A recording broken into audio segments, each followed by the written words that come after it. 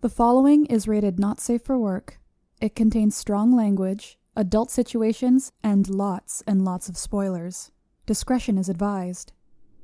In the criminal justice system, cinematic-based offenses are considered especially heinous.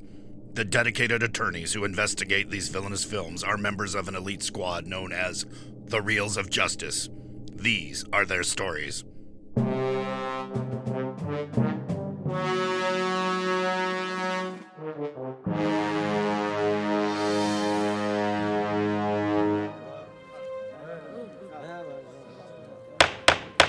Order, please, order. Reels of Justice is now in session. Judge Maynard T. Bangs presiding. Will you all rise for the Right Honorable Maynard T. Bangs? Be seated. Today we are hearing the case of the people versus the Avengers. Wait a minute, the Avengers? Counselor, we just did a freaking MCU movie a couple weeks ago. Don't tell me we're going to do another one so soon. No, Your Honor, it's not that one. Which one is this anyway? The one with the robot guy or the one with the big purple guy with the weird chin? Or is it the one with the two big purple guys? No, Your Honor. There's been some mistake. It isn't that Avengers. It's not? No, Your Honor. This is the 1998 Avengers, the reboot of the 1960s British espionage series of the same name. Oh, so this doesn't have anything to do with Iron Man or Captain America or purple dudes with weird chins? Not to the best of my knowledge, Your Honor. I see. So am I to understand there will also be no robots in today's film? I'm afraid not, unless you like bugs, Your Honor. Those are mechanical bugs, not robots. Anyway, that's stupid because robots make everything better, and Ben screwed up the whole joke. Screw you, Ben. It's not true, though. Mechanical bugs are not robots. A robot has got to be humanoid. Automatons. Oh, that would be an android. No. Robots. Cyber Hornets. And robots need claws, too, and hooks. There's no Godzilla in this film. That's what you're looking for, Your Honor. No Godzilla. Fine. Let's see here. The Avengers is a 1998 comedy spy movie starring Ralph Fiennes and Uma Thurman, two secret agents who must pool their resources to foil Sean Connery, a mad scientist who plans on manipulating the world's weather. Well, I'll be no robots. Anyway, for those unfamiliar with our court proceedings, we are here to determine if this film is guilty of being a bad movie. As always in this courtroom, films are to be considered excellent until proven awful, and the burden of proof lies upon the prosecution to prove beyond a reasonable doubt that this film is guilty. Now, Mr. Rodriguez, it looks like you are appearing on behalf of the prosecution. Yes, Your Honor. You may begin your opening statement. My entire case against this movie centers around questions. Namely, what is the Avengers? By that I don't mean that I've never heard of it, rather that it is neither fish nor fowl. Is it a spy spoof? Possibly, since the villain's plan of controlling the weather has been extracted from an earlier spoof, Our Man Flint, but that would be a spoof on a spoof. It's not clever enough to be that meta. Is it an adaptation of a television series? If that's the case, it doesn't bode well for the series. Is it an action movie? Sporadic, noisy conflict does not an action movie make. Is it a love story? Only if shoddy chemistry and limp double entendre fit your definition. Are there actual characters? Were that the case, the average viewer would understand at least one interpersonal relationship. Is it a mystery? Well, considering that our protagonists have all the evidence they need to identify the villain during their first interaction, and yet have to wait until London is in a second ice age to do anything about it, no, it's not. Is it a narrative? Scenes begin and end at random, assembled blindfolded with massive missing chunks, so again, no. But my most burning question, why is the Avengers? This question seems almost existential in nature, and as this trial continues, I shall prove it is unanswerable. Thank you. Thank you very much, Mr. Rodriguez. Mr. Elliott, I believe Yes. you are appearing for the defense. I am, Your Honor, yes. You may Friends? present your opening statement. Thank you, Your Honor. Friends, Americans, countrymen, I come not to bury the Avengers, but to praise it. And believe me, this movie does not make that easy. Now, in order to grant the Avengers the reputation that it deserves, some historical context is necessary. First, the Earth was a molten mass. Nothing else really important happened until 1961, when Canadian TV executive Sidney Newman came to England. Newman was an ideas man. His particular skill was entrusting those ideas to creative talents. Like the time that he worked for the BBC and he decided there should be a show on Saturday for kids. It should be shot on after the sports for the adults and just before Jukebox Jury for the teenagers. And it should be called Doctor Who with a question mark. Now go make that show. But with a Canadian accent. So basically, go make that show, eh? When Newman worked for British Independent Television in 1961, he had a similar brainwave. There should be a crime show about a doctor and a David Niven type, and it should be called The Avengers. Now, famously, when he was asked what it was they were supposed to be avenging, Newman simply replied, "Who cares?" And please be aware that Newman's response will most likely serve as my defense against most objections to this movie. Now, the TV series The Avengers went through many iterations, constantly reinventing itself, the only constant being Patrick Macnee as the suave John Steed. And herein lies the problem to both making and appreciating the movie. By 1966, the show had evolved into its classic phase, with Steed now alongside Mrs. Emma Peel, played by Dame Diana Rigg. The Avengers was now showing on network TV in America, and its popularity was such that its format now eschewed traditional televisual tropes. Steed and Mrs. Peel seemed answerable to nobody. They simply appeared whenever the situation demanded it, and the problems that they faced were wildly improbable, but never entirely impossible. So when, in 1988, Warner Brothers weren't making a movie based on a TV show, they were making a movie based on an attitude, on a sense of style. Now, does that make it an unsurmountable task? Who cares? The movie exists. We're talking about it. Thank you. Thank you, Mr. Elliott. Mr. Prosecution, Mr. Rodriguez, I believe you can begin to present your first exhibit. I'm glad that the defense brought up exactly why, or questioning why exactly this exists, because it comes during a specific period where in the 80s, the Reagan era started kind of the American love affair with nostalgia for a simpler time. But then the 90s kind of made that literal by the film industry basically looking backward to find what material they could easily adapt for films and for other mediums. And they went to 60s television for some reason. So we have this glut of stuff like the Beverly Hillbillies. We have My Favorite Martian. We have the Brady Bunch movie, The Addams Family, somehow The Avengers, The Saint. Like, it's a weird period for film, and I'm really disappointed that they never got to Green Acres, but that's besides the point. Objection, Your Honor. No mention of the Mod Squad. I moved to for a mistrial. Oh, I forgot the Mod Squad. How could I overruled do that? for now, but you're on thin ice, counselor. You're How on could I thin ice. possibly forget a movie starring Claire Danes? Oh man, how did that slip my mind? So the Avengers is not necessarily something that started this way, because it was something that started earlier in the decade, but it's as these movies were being adapted, they got less and less like the actual TV shows, and it started to become kind of the IP culture that we have today, where in order to make a movie, you kind of need a pre-sold concept, or you need at least a character that has some kind of visibility. But in adapting this stuff, watching the Avengers, I'm not exactly sure what from the series that they were trying to capture, or if they were just using the name as an instant recognition kind of thing.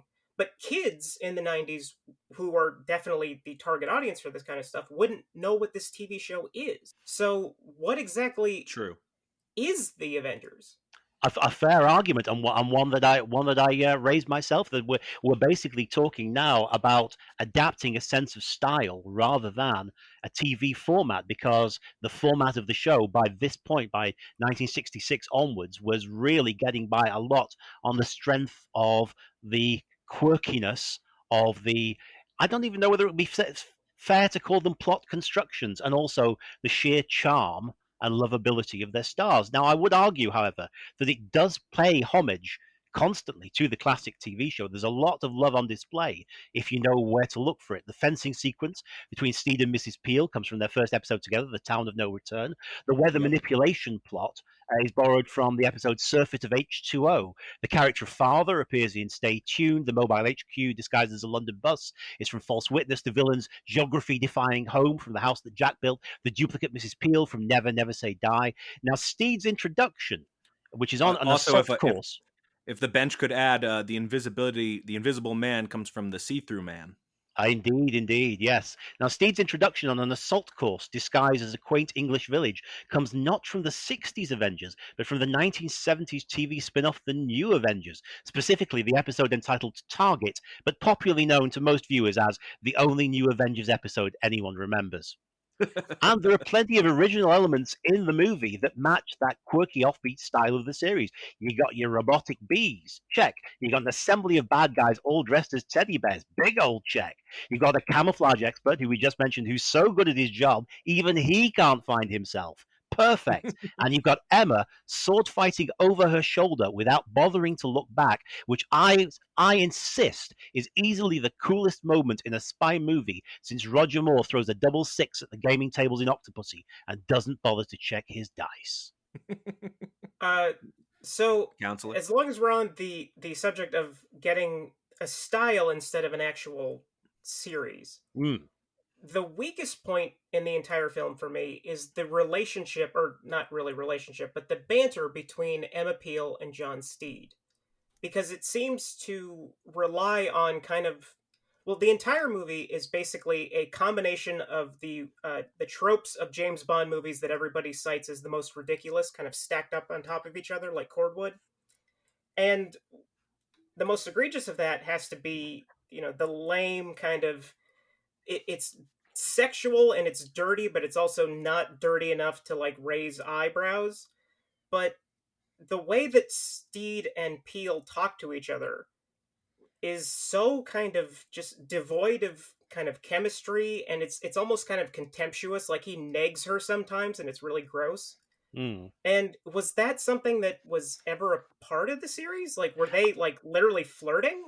They were always flirting, yes, but I think what you've put your finger on there is simply the fact that the two leads are miscast. Whether either one of them would have been better with another co-star, we'll never know. Kristen Scott Thomas co-starred alongside Ralph Fiennes a few years earlier in The English Patient. She would have made a superb Mrs. Peel, but that doesn't necessarily mean that Ralph Fiennes would have been any better as John Steed. They seem, both of them, appear like unsuitable cosplayers. They're not quite there, and so I think that is why the dialogue suffers. I don't think there's anything wrong with the dialogue itself per se, but there are some really strange line reads. The one that strikes me as one of the oddest is there's a bit where they arrive for the first time at Connery's mansion, and Steed suggests that Mrs. Peel would be the best person to speak to him.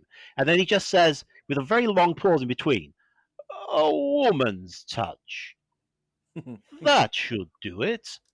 I think, why? Why, Rafe? Why? Was there no second take available of that? Why did you drag that line out and just make it sound weird?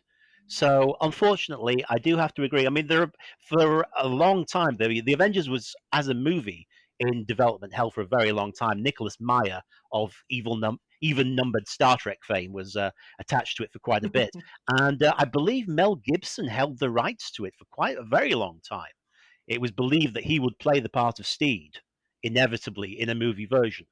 But either the rights slipped away from him or he simply lost interest in it.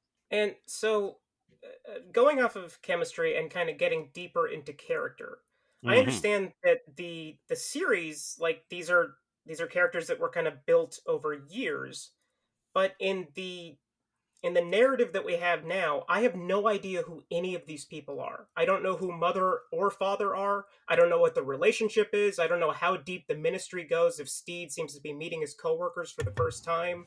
Is Invisible Jones the character's Counselor, Christian name? who is Mother and Father? Mother, it's from what I understand, the ministry, which is the secret agency, the British secret agency, is run by two different people, mother and father, which are code names. Father is Fiona Shaw from Killing Eve, and mother is Jim Broadbent in a wheelchair. And we basically get these characters for the first time at the very beginning of the film, and they're set up basically like a dual role for M from the James Bond films. But as the film goes on, I honestly have no idea who these people are. And if I haven't seen the television series, that's deadly for a film that is supposed to reach a mass audience. But curiously, it is the not knowing that made the show the success that it was in the States. One of the very earliest reviews, when they ran the very first episode, which was not Town of No Return for American audiences, they ran the Cybernauts instead as the first episode, and it received an absolutely withering review, arguing that it could never compete against The Man from U.N.C.L.E., and saying that the problem was that these characters were unidentifiable. They seemed to have no particular job. Steed and Mrs. Peel, apart from the fact that Steed seemed to hold some kind of official position, did not seem to have an office, anybody to answer to. The character of Mother appears actually very late in the day, in the final season of The Avengers, after the character of Mrs. Peel had left, or rather after the actress Diana Rigg had left. It was decided to give her a final episode. And so, because occasionally there needed to be an authority figure, whenever the plots demanded it, the character of Mother was played by Patrick Newell, who was wheelchair bound but would swing across a room from handles that were attached to the ceiling. And at this stage in the show's history, it was like a gymnast. Very much so, yes, like a very fat gymnast. And at this point in the show's history, it was being funded largely by the American networks. And so when they saw the character of Newell, saw the character of Mother, the actor Patrick Newell, they instantly fell in love with him and demanded that the character become a recurring figure in the final season. So in a way, he's kind of intruding in an era of the Avengers in which he has no place. Father, who is a blind woman, appears only in one episode again in the very final season, post Emma Peel. But it was this mystique, the lack of knowledge of who they were and what they represented, that made them so fascinating week after week. Perhaps simply in a 90-minute dump, and some people would argue that it definitely is a dump. That you need more than that. And unfortunately, attempting to give Steed a full-time job and this invention of an organization known as the Ministry is the closest they can get to that. Now, it's interesting you point out that maybe that all this stuff isn't the best suit for a 90-minute film. I would argue that if you're paying tribute to all these different eras of the series or these different elements, putting them all together into one picture, I think kind of proves why this was a foolhardy concept to begin with. Because if you're going to make the movie nothing but eccentricities, that's fine, but that can be overwhelming. It's just, you need to decide what part of the series that you're going to adapt specifically, because if you put everything together into one package, you have no tone, you have no consistency whatsoever. Well, there is no consistency to the film whatsoever, and a large part of that comes down to, the greater majority of it comes down to the fact that the studio, realizing that audiences did not warm to the film in test screenings, instead of devoting time and money to reshoots and rewrites, instead decided to cut it down to a 90-minute running time, which makes the film nearly incomprehensible because it removes many scenes that will provide the answers to moments that otherwise seem just plain odd in the movie. Why does Mrs. Peel say "How now, brown cow" into a telephone on Sir August de Winter's private island? Deleted scenes. Why does Steed think that kissing Mrs. Peel will determine whether or not she's real or an imposter? Deleted scenes. Why is Sean Connery the way he is in this film? And I really, really hope the answer to that lies in the deleted scenes. Basically, what we're looking at here is a modern Grindhouse. It is a movie where you get to make your own logic based on what is missing from the movie. And I will also add this, because of Connery's involvement, that the story then is built, insofar as we can tell that it is built, more like a Bond movie than like an Avengers episode. Certainly for the first half of the movie, we have these very bizarre sequences that are very much at home in an Avengers episode. But then when the plot should start to come together, it signally fails to do so. Because traditionally in an Avengers episode, take for instance the episode The Living Tiger, The Hidden Tiger, I beg your pardon, where Steed and Mrs. Peel are investigating a series of murders where it seems that people have been shredded by wild animals. Now, eventually their investigation takes them to the organization PER, which stands for the Philanthropic Union for the Rest and Recuperation of Cats. So yeah, it should be PER, but it's PER. And obviously the main suspect will be the head of PER, who is a gentleman by the name of Mr. Cheshire. Now, traditionally, when they finally confront Mr. Cheshire, he has no idea of what's going on. He is being used. And in fact, one of his employees, Dr. Manx, is the evil genius behind this plot to insert chips into all cats, thus sending them feral and wild, while he sits away in his locked van until he can get out and loot the country after we've all been shredded to pieces by our cats. And this plan. Is that, yeah, it's a great plan and a great moment where at the very end of it, as Mrs. Peel is trying desperately to recalculate, to recalibrate the computer and so on, and a cat wanders in as the countdown begins. Steed picks it up and simply says, "Shall I put the cat out, Mrs. Peel?" in that way that only Patrick Macnee can.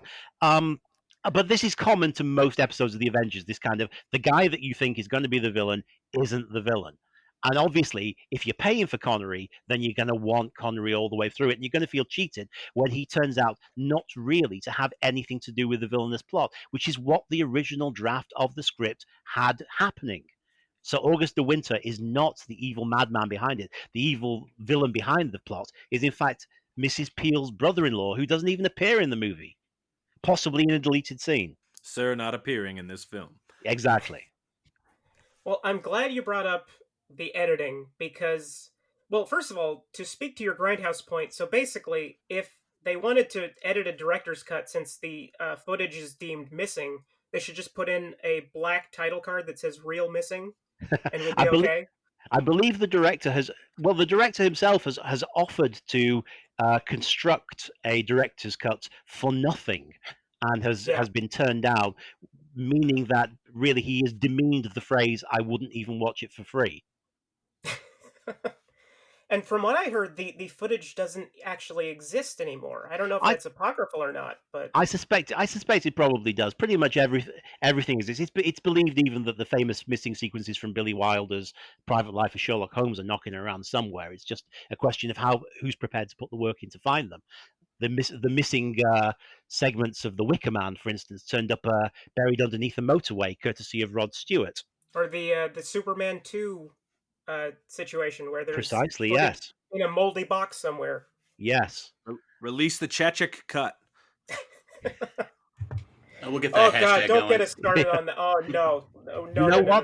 You know what? That exists. It exists. There is an organization on Twitter. There is an address on Twitter dedicated to demanding the release of an uncut version of the Avengers. So that's you and your buddy doing that every weekend? No. These people got in touch with me after I bemoaned the fact that we were getting a director's cut of Justice League that a few incels wanted and nobody else. And they got in touch with me and said, "Look, you're not the only one who feels this way. We need to get the Avengers out there." Well, if Justice League proves anything, it's that if you bully and harass a major corporation enough, they will eventually capitulate to what you want. So, Warner Brothers, if you're listening, I'm going to start Twitter bombing you until you give me not only the director's cut of the Avengers, but the director's cut of Batman Forever. Oh, amen. Well, that's a bridge too far. It better actually last forever. And he'd better have more of the guy from Star Trek Deep Space Nine in it, whose name is all over the title sequence, and who only appears for like 20 seconds at the end. Rene Auberjonois, there you go. Oh, the late Rene Auberjonois. Yes. Plays the part of Dr. Burton. Okay, order. Let's get back to this movie, The Avengers. So since we got on the editing of this, the kind of disjointed narrative, it's not just like there was when it came out, the critics seemed to pounce on the fact that it was gutted in editorial. But the main point that they kept bringing up was that it felt like they simply cut out the middle of the picture because it goes into climax mode almost instantly without any kind of modulation to it. But I'm the same way. You filthy man. It's not name's just like Maynard the Bangs middle for that's nothing. missing. There's chunks out of every single section of the film because scenes kind of just start and stop, and there's no kind of flow to it. And this is especially noticeable in the last scene where, spoiler alert, they blow up the weather machine, and they're presumed dead by Mother, Emma Peel and John Steedar. And there's a scene where he's looking kind of wistfully and saying, "Well, they're presumed dead." And then 2 minutes later, they're on a rooftop drinking tea with him. So why even bother with that? Why not just have them show up? Why do you even need to bring up, well, they're presumed dead? I think probably because you want the swell of the Avengers theme tune, that ba-ba-ba-da moment, as the globe in which they have survived the explosion on Sean Connery's island brings them to the surface again. I think that's it. Also, there's clearly we know from the trailer that there is a huge chunk missing at the beginning, which is the sequence where the faux Emma Peel, who may be a clone, she may be a robot, we don't know. She could be a robot. There are robots in this film. Ha! Ooh, okay, now you've got me. Now I'm interested. Where she enters the weather control base by using a telephone box into which she gives the secret code "How now, brown cow," and then proceeds to murder everybody there and blow up the base. And this is only seen briefly in some black and white footage in the sequence where Steed introduces Mrs. Peel to Mother, and they're shown the sequence of her whacking people around and giving them karate chops.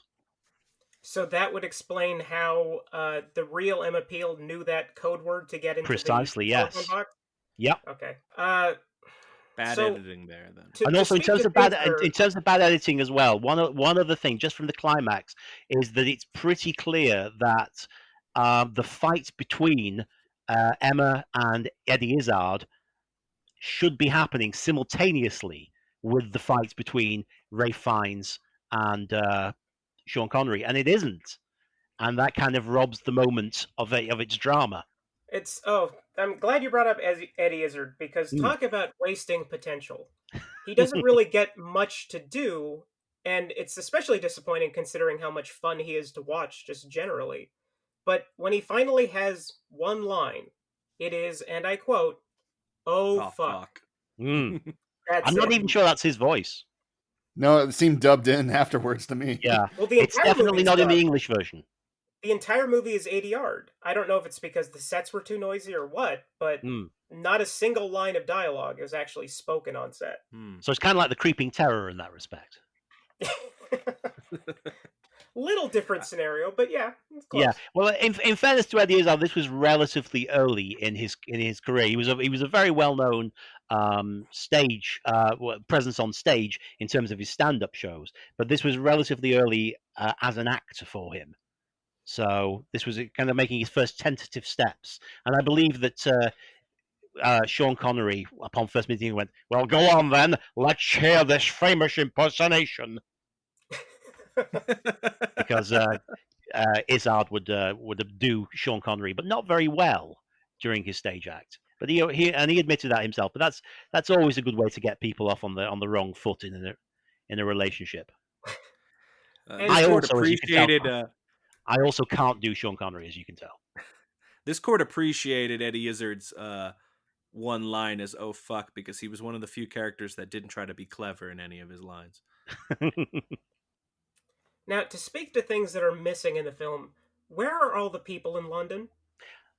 Intentional, entirely intentional. If you watch enough of the TV show, there are, because of the fact that they would tend to shoot at weekends and early in the mornings, there would be very, very few people around in London. And it created this kind of world that was very different from our own world, in which you would see almost nobody, no passers-by. There were certain rules, including no uniformed policemen, for the television series, that created this kind of surreal world in which the Avengers lived. And so, through the use of CGI, they deliberately recreated that. That is intentional. Wow, well, Corda sustains that objection. So it's weird, but it works. And it does create a kind of otherworldliness to it.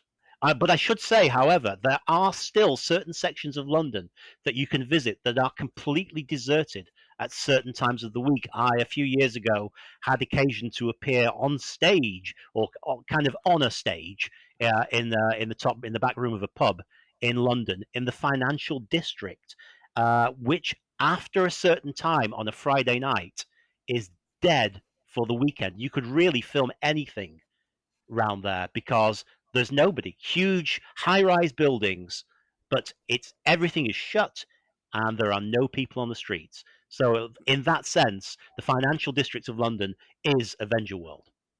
Manhattan's financial district is very much the same. Around 5 o'clock any evening, it becomes completely desolate. Yeah. And I believe the same can be said for Parliament. Is that true?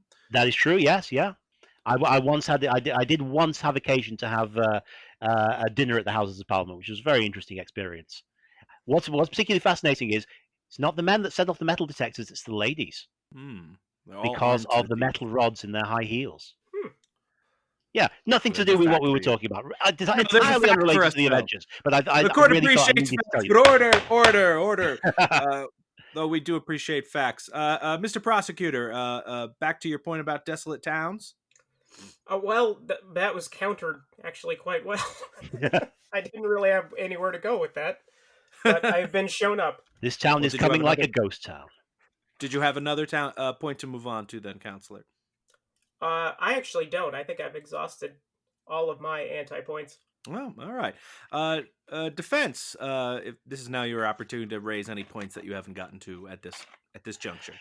So yes, what we are looking at here is this a bizarre moment in time. It is almost like a snow globe. We see many snow globes around the home of Sir August de Winter, and this is almost what this is, an attempt to capture a moment of oddness. And is it possible to do that? Is it possible to capture a style? I don't believe that it is.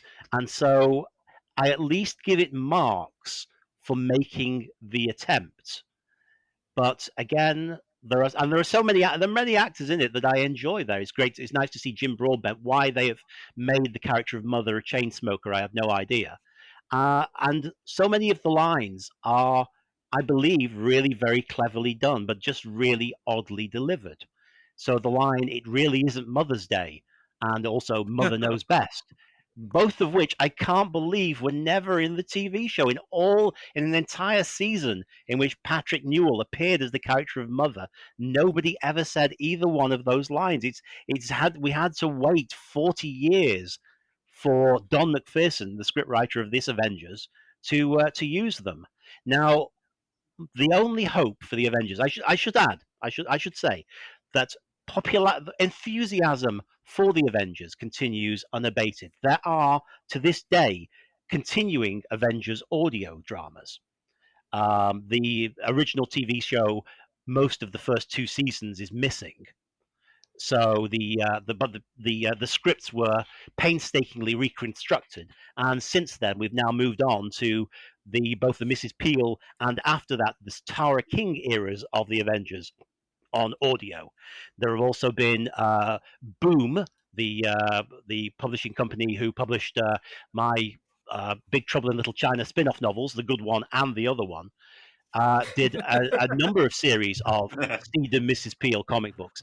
And at the moment, there is an attempt to bring the series back to television, scripted by Shane Black, the creator of Lethal Weapon. He says that it is his favorite of all the things that he's working on at the moment. And also, as somebody who made a movie that was cut to shreds and became utterly incomprehensible in the form of The Predator, who else is likely to be as sympathetic to the fate of the original Avengers? Strong points. Anything else to add?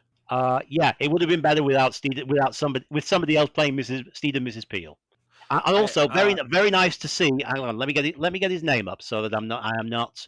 I've got to get this right. There is an actor in here whose presence is very important. The actor Nicholas Woodson, who appears in the role very briefly in the role of Dr. Darling at the beginning of the movie. Now, this guy, a great actor, very, very imposing, a small man, compactly built, but always gives value in all of his performances. This man is like freaking kryptonite to movies, though. You may also remember him as John Carter's lawyer in Disney's John Carter. I love that movie. No, of course. There you go. And I don't know, that he just seems to have this ability. He most famously appears as Sir Henry Baskerville in a much maligned TV version of The Hound of the Baskervilles that starred Tom Baker, the first thing that he did after Doctor Who. And God bless Nicholas Woodson. He's a fine actor. He gives a decent American accent in the role of Sir Henry Baskerville. Christopher Lee never even bothered in the 1958 version for Hammer Horror. But from the moment that Woodson appears, it is painfully obvious that he has been chosen simply because he is tiny, so that he will make the dog at the end of the drama look big. He is a very, very small man. And the nearest he has got to a significant role in something, basically playing the same part as Dr. Darling in a movie that was well received, is as the Secret Service psychiatrist in the James Bond movie Skyfall. So he is the guy who in the trailer gets to deliver the word Skyfall. Oh, he didn't get to curse that film. He did not. No, that's maybe the curse has finally been broken after many decades. The Woodson curse is over. Yeah, but again, a fine actor. Nothing wrong with his performances in either this movie. Not that he gets to do very much in it, and certainly nothing wrong with his performance again with an American accent in John Carter, a much underrated movie. But it is worth mentioning his presence as maybe the thread that links a number of floundering projects. To speak to actors in the film, I would be remiss if I didn't mention the fact that in 1998, I was 12 years old, and Uma Thurman in a catsuit meant a lot to me. Like, a lot. I hadn't even seen the film. I only saw it, like, maybe 3 days ago. But that was a very important image in my childhood. I watched it last night, and it was an important image. Well, but of course, she's playing a part that is played by Dame Diana Rigg, who was synonymous with the role and really has just incredible presence for all kinds of reasons. A long time ago, I was working in an office. I was working for the British equivalent of the IRS. I worked there for 14 years. I hated every single day of it. And there was a guy there. I can't imagine why. Yeah, a guy there who we regularly talked about TV shows, movies, and stuff. And I said, I think you would enjoy the TV series, The Avengers. And I lent him video cassettes, if you can cast your mind back far enough to remember such things, of The Avengers. And he brought them back in the week later and said, the woman in the shows. I said, that is Dame Diana Rigg, one of our finest and most respected stage actresses. He said, yeah. She's really horny, isn't she?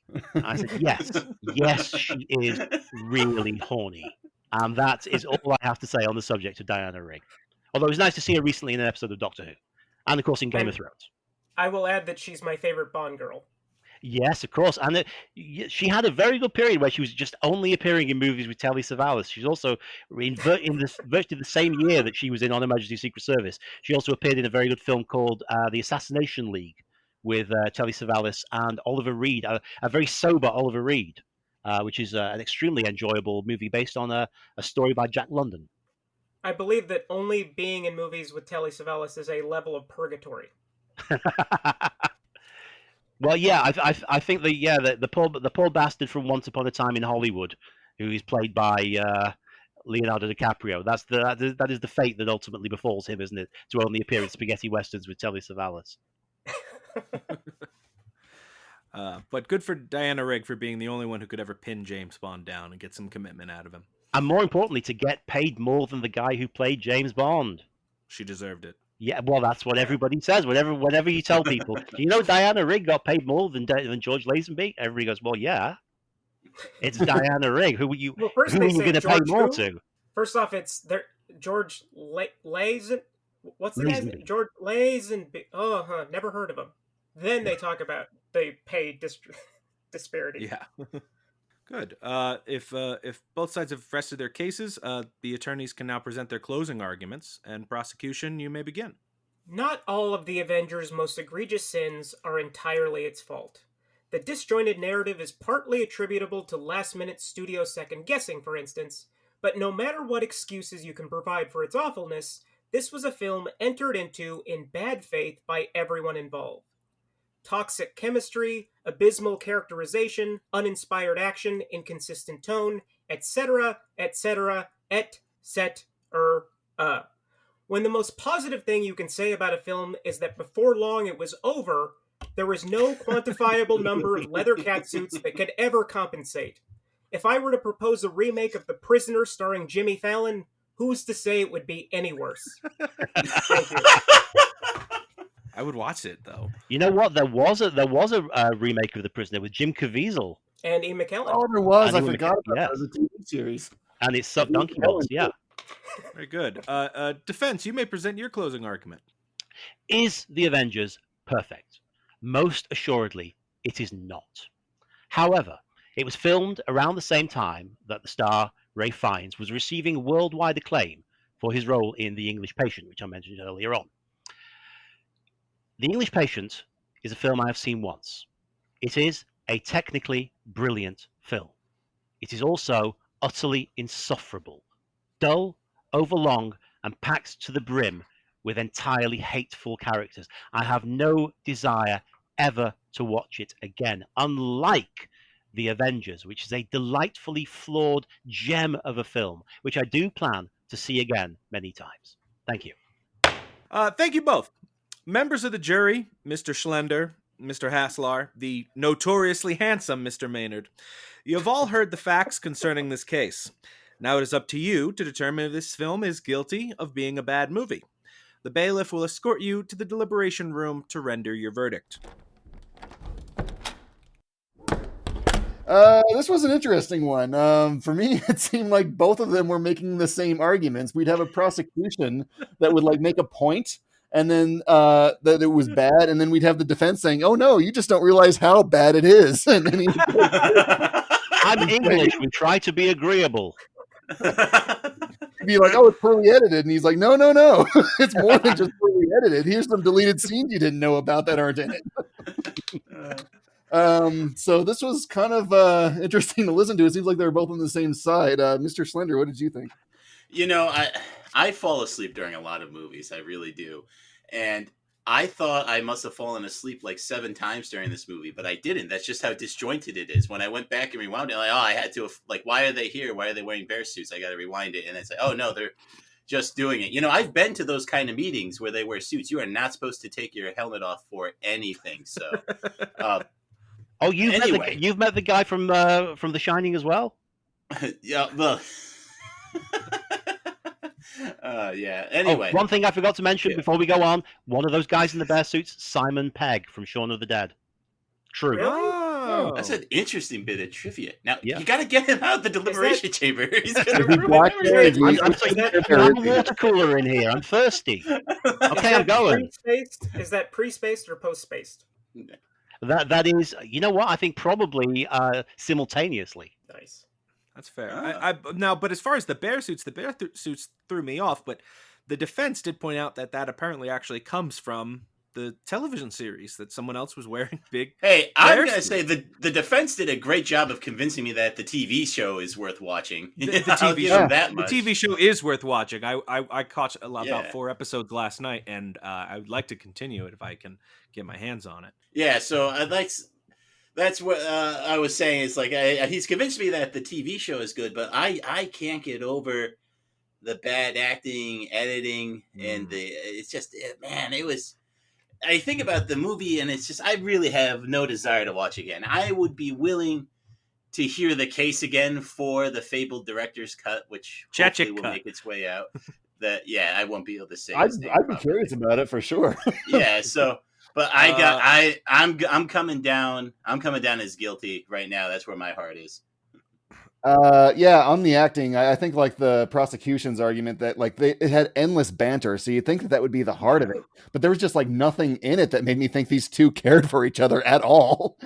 To me, the banter was the most annoying part. Like, I got very tired of it. I'm like, how do British people remain this clever constantly? Isn't it exhausting? It's years of endless training, I'm sure. Yeah, and I actually did appreciate Eddie Izzard's last line, that he didn't say something witty before he fell to his death. He just fell. You know, I stand by that not being him. I'm saying that. Not Yeah, him saying I it. really like Eddie Izzard as well. I mean, I appreciate that was towards the beginning of his career. You couldn't use him for much, but like it is one of those things where like you see he's going to be in it and like, oh, he's going to do something funny, and then he doesn't. It's like, oh, well, it was 1998, I suppose. I'm impressed that he could balance on those wires and heels. It's not real with the Eddie Izzard scene, Rob. So guilty, you guilty there, Mr. Maynard? It certainly doesn't matter now, though. This is probably. No, I didn't cast my vote yet, but yeah, we can just go out and try this turkey. Sure. This is probably a movie.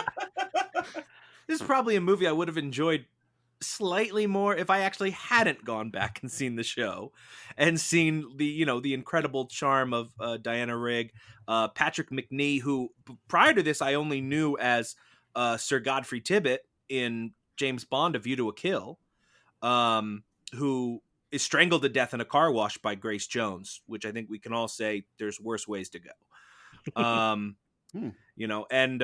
So yeah, I mean, not knowing the show and not knowing that there's really not a romantic connection between these two, like there's flirtation in the show, almost more to the point where like Patrick Macnee, Steed is kind of just constantly hitting on her and she's just constantly brushing him off with an eye roll. In there, my friend. Yeah, those kind of things. But I did appreciate the defense's points that it's not that the script is so much awful, but that the casting is so bad. I was thinking, could they not have found a British actress to play Emma Peel? I originally thought Elizabeth Hurley would be perfect, but of course she literally played the exact same character the year before in Austin Powers. I mean, Miss Kensington is a much better version of Emma Peel than we get from Uma Thurman, and they stick her in the middle of Austin Powers. So it's essentially the same character. So I mean, rather than, I don't even think a director's cut would save this one because you'd still have the same actors. I think you'd have to straight up do a reboot and a rewrite, and based on that, then I've got to vote guilty. Yeah, I'm with you, but to compliment the defense, like it's not something that I question your sanity if you say that you like it. It's like I can see you have a history there that I just can't appreciate, because when I'm watching this thing, I'm lost. I have no idea why they're wearing bear suits. I thought the film was fun. Like, I would watch it again, but I'd watch it again as a bad movie. Like, I'm watching a bad movie that's fun. Right. It fits very well in that space. Yeah, I mean, I don't even know if I could have fun watching it again. Maybe if I had the right people around me and we were making fun of it or something, But I wouldn't watch it solo again. So Ben, what are you thinking here? I'm guilty. It's unanimous. But yes, I would like to see a director's cut. I would like to see this, maybe just scenes of it acted by different actors. I think that'd be interesting. Like, he put that seed in my brain. Like, what if he just switched out Uma Thurman and got someone else, or what if he just switched out Fiennes? Would it be there? But as is, no, it's guilty as sin. Let's get out and cook it. Mr. Foreman, have you reached a verdict? We have, Your Honor. In the case of The People versus the Avengers, 1998, not the great Marvel film, we find the defendant guilty. All right. I sentenced this film to a reboot with better casting. And just for laughs, let's have them release the Chek cut anyway. I mean, it can only get worse, right? And with that, court is adjourned. Mr. Elliott, over here. How do you yes. Well, I feel that today, if I have done nothing else, and God knows I plainly have not, it is to convince people to watch the original TV show of the Avengers.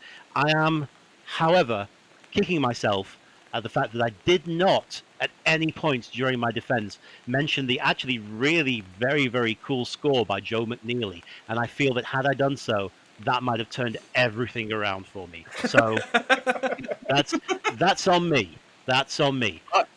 Also, All right.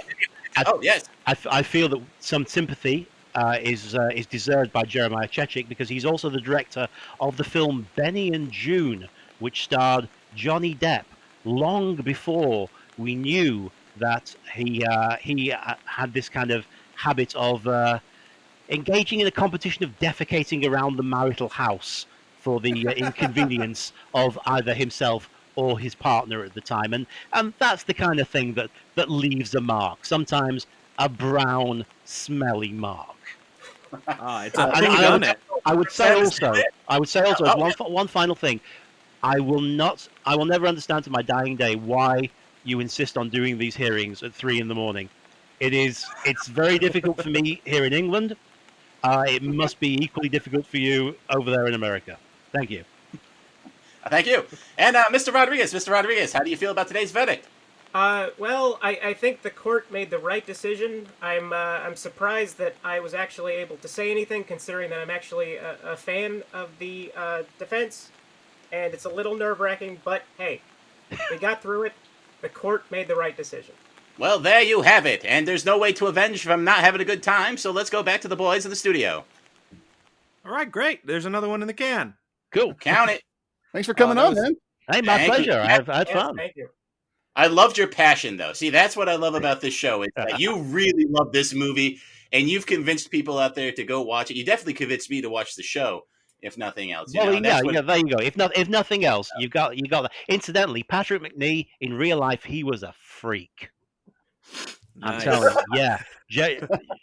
Most of the, he was voted best dressed man many years running because of the Avengers, but none of his friends knew it because all his friends would belong to the same nudist colony that he did. Oh, okay. Remarkable. So they would say, So "How Patrick McNee are was you the the best dressed man, Patrick?" He was the least dressed man. He was the least. I once saw an interview with him where they asked him about his famous leading ladies, and he worryingly described Diana Rigg as having the face of a monkey and the body of a 15-year-old boy. Oh, So deal with that the next episode you watch. I got that on the Valentine's card once. It was so nice.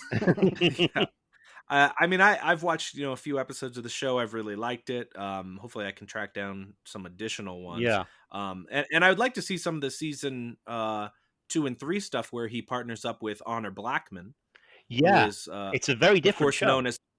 Of course, known as Pussy Galore from Goldfinger. Yeah, so there's a lot of James Bond cross-pollination between this series and those films. There was indeed. I mean, there was only a year apart between the first Bond movie and the first season of the Avengers. Yeah, but yeah, there is a lot of that there. Yeah, and there are occasional references to James Bond, but they don't overdo it. But there is indeed in Honor Blackman's last episode, she does say something about pussyfooting around on foreign shores. And there is upcoming in the episodes of the Avengers that you have not watched. There is a really bizarre episode called Too Many Christmas Trees, which includes the phrase, "It's funny how Freddy turned up in my nightmare last night." So treasure that. But because it's set at Christmas, Steed receives a Christmas card, and he says, "Oh, it's a card from Mrs. Gale. What on earth could she be doing at Fort Knox?" Nice. I'm still trying to wrap my head around like the plan to have the cat scratch up everyone in London. Yeah, the idea was he had like an armored car. Dr. Manx had an armored car. He was just going to sit out the apocalypse and then raid England. Because everyone else can sit in a car. Yeah, exactly. Everyone else was going to run right towards the cats. Yeah, well, the cats had once the cats were like turned all the way up to 11, they had like superpowers. What I've noticed is there's some pretty ludicrous plots to take over things, but a lot of that is to like lead you off the trail of the mystery. Yeah, and all the plots are kind of things that you go, yeah, that probably wouldn't work. They're kind of improbable, but very, very rarely impossible. I mean, the whole thing behind Town of No Return, the idea of like you take over one town and then you take over another town and you take over another, that would not work. in a practical sense. But, it's close enough to kind of, maybe, I guess. And how many people can you have on that submarine? And also think about this. That means technically all the children in that town are dead. That's dark. Yes. Yes, they must have. Oh they must have killed them. Yeah. Ugh. Guess I didn't really think about that part. Incidentally, the fat guy who they meet on the train in that episode. Remember the wonderful sequence where they're making tea on the train, and they got like a whole cake stand and a boiling kettle inside the luggage, and then the fat guy who comes on, that's Patrick Newell, who eventually reappeared as Mother. Oh, okay. But in the exterior shots, he's clearly played by somebody else because the episode was shot twice. They'd started shooting this new season with an actress called Elizabeth Shepard, and an episode and a half in, they went, "This isn't working," and so they dumped her and brought in Diana Rigg. So the footage that you see of what was the character's name? I can't remember now. Of the large man being chased around by dogs in the village is clearly a much older white-haired man, and that will be some footage from the original episode. In the same way that you can see like Richard Keel for about 5 seconds in the pilot episode of The Incredible Hulk. So it's it's like a Eric Stoltz, Michael J. Fox scenario. Very much so. Yes, yeah. And it seems like the Elizabeth Shepard's contribution to the Avengers is lost forever. She's that footage is gone for good. Oh, that's a shame for her, I suppose, but probably not for anyone else. Well, we got Diana Rigg, so we lucked out. Yeah, I agree. She definitely steals the show for me. So what else have you got going on? Anything? What's keeping you busy these days? Well, I work for a company called Rifftrax. You may be familiar with them. They are the makers. Heard of them? Yes, they are the. It's an online comedy experience from the creators of Mystery Science Theater 3000 on television, and it involves the riffing of a lot of very bad movies. Now, I and a fellow writer and performer by the name of Ian Potter represent the British end of Rifftrax, which has recently been christened Brittrax. I'm pleased to see on the website. So we do a lot of stuff for them, but obviously the main demand is for the guys from the TV show. So we kind of get a bit of a big backlog of stuff. So we have kind of a backlog. So at the moment, I know there's at least one movie coming out where I make a joke about the TV show Lethal Weapon and the terrible troubles that it is in, and say still on the air at this time. And then more recently, a couple of weeks ago, we riffed another movie, made another reference to Lethal Weapon, and said cancelled as of this time. So, well, I don't think anybody will remember Clyde Crawford by the time they've heard either one of those riffs. I don't remember him now. Yeah, it's true. Do you think there's any plan to do a riff of the Avengers one day? Of this particular version of the Avengers, I doubt that will happen because there are riffs available in 2 different formats from Rifftrax. You can either get the riff attached to the movie, and that will be a movie like, for instance, something really sucky like Assignment Outer Space or King of Kong Island, or you can buy the riffs that are separate and match it up with your own copy of the movie for far bigger films like, for instance, Batman versus Superman. But the chances of enough people either having a version of the 1998 version of the Avengers or wanting to pay for a version of the 1998 version of the Avengers would probably not be financially workable. You made me pay like $3.06 on Amazon Prime to screen this one. Bill me. You'll never get those 90 minutes of your life. It could have been more. It could have been more. This is a great opportunity for you to mention your least favorite thing about Ian Potter. My least favorite thing about Ian Potter is that I have to work so hard to put on the Ian Potter voice. It's a long way to go to get paid twice. And I'm starting to question whether it's even worth it. Just starting. I like it, and yeah, and do you have a suggestion for a film that people should check out? Okay, here's a film that I guarantee virtually nobody will have seen. It was scheduled for a cinematic release, and then because of movie companies going out of business, it just didn't happen. It slid onto DVD, so you may have seen it in the dying days of your local Blockbuster. And that is the 2004 movie Mindhunters. No connection to the television series of similar title.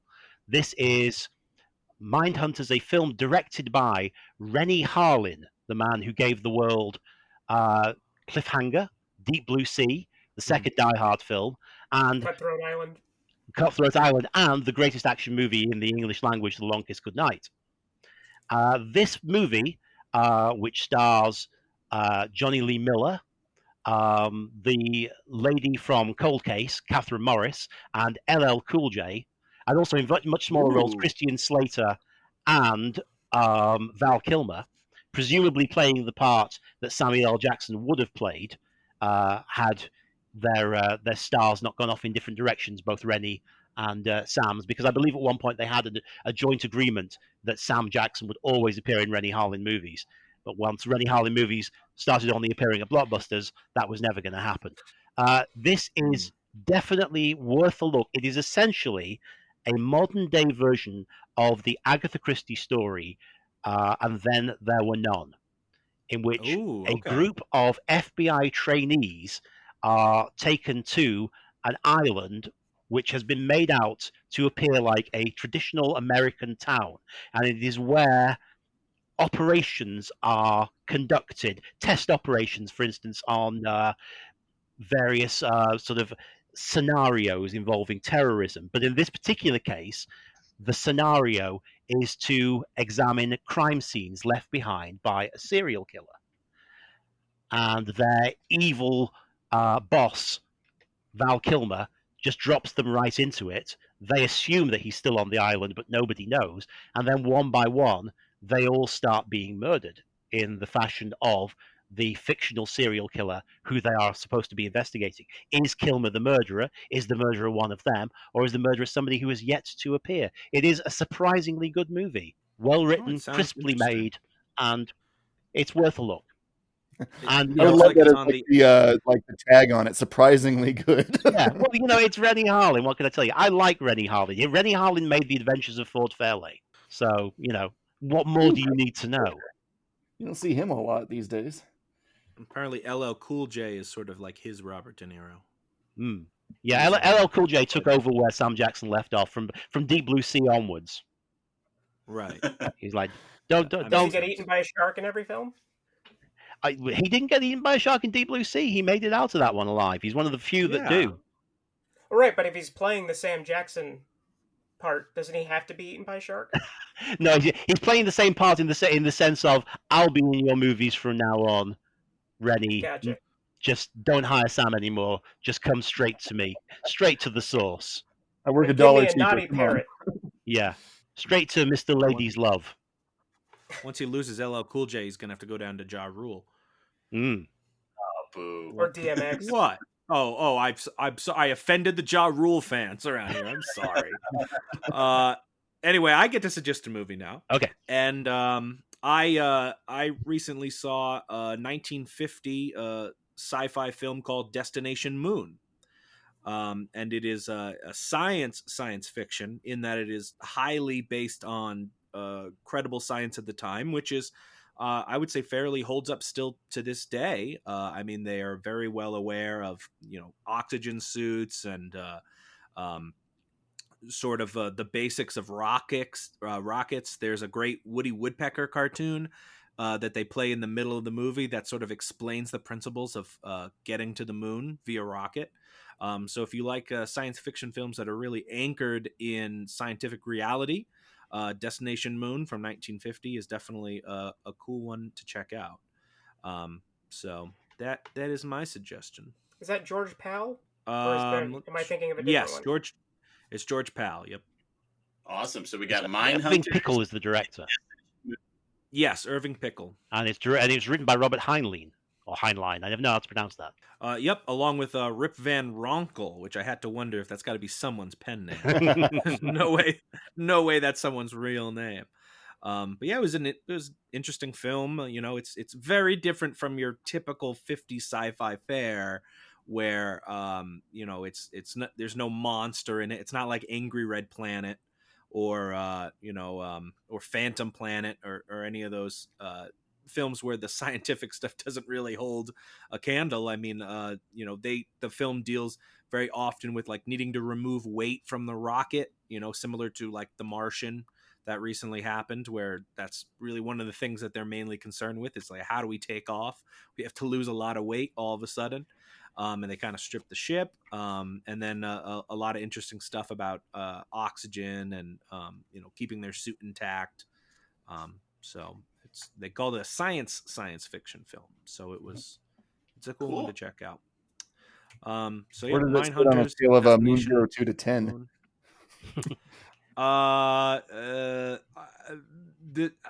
This one was definitely, like I said, more scientifically accurate. Can't say it's not riffable, but in the modern day, of course, they would have contacted Adele on Earth. Adele, we need to lose a lot of weight very, very quickly. Tips? Take that, Adele. Yeah, You've been Matthew, on you're really too dating long. this episode, my guy. We try to be evergreen. Now we've ticked off the Ja Rule and the Adele fans. Don't forget Johnny Depp. Well, it may not have been his scat. Anyway, so that's all the time we have for this week. Matthew, thanks for joining us. My pleasure. You did wonderful. I hope you can come back sometime in the future. I'd like that. And thanks. That's all the time we have for this week. So thanks for listening to the Reels of Justice, and we'll see you next time. Later. Bye bye. See ya. Ugh. And stretch. Please follow us on Twitter at Reels of Justice, on Instagram, Reels of Justice, and Facebook.com/Reels of Justice.